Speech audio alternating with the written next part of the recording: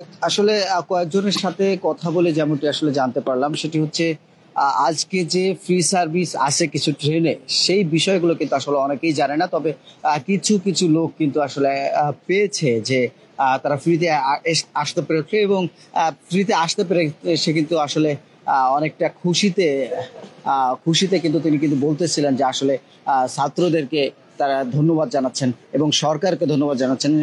জবাব নাই, আমরা যে ফিরে আসতে পারছি না কোনো জবাব নাই। অনেক আনন্দ লাগছে অ্যাকচুয়ালি।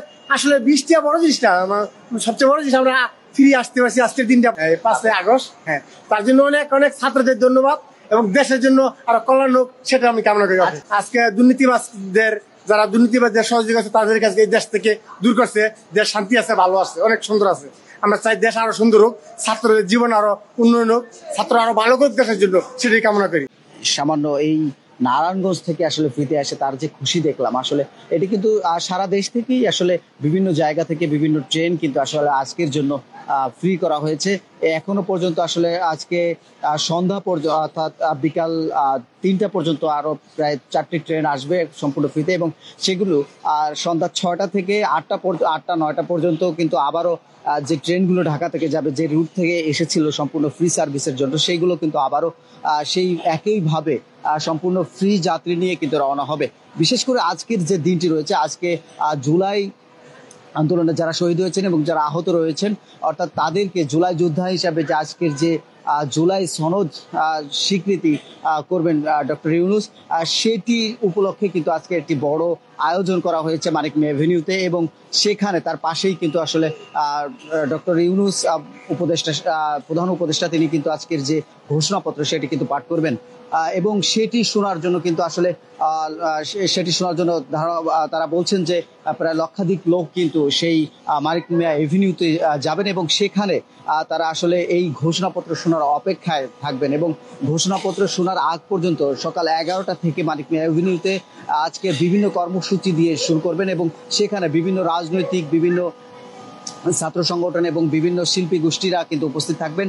এক এক করে সকলেরই কিন্তু শিডিউল রয়েছে এবং সেই শিডিউল অনুসারে একদম বিকেল 5টা পর্যন্ত তাদের চলতে থাকবে এবং বিকেল 5টায় ডক্টর ইউনূসের যে ঘোষণাপত্রটি সেটি সম্পূর্ণ তারা লাইভ দেখবেন এবং সেখানে লক্ষাধিক মানুষের উপস্থিতি ধারণা করা যাচ্ছে।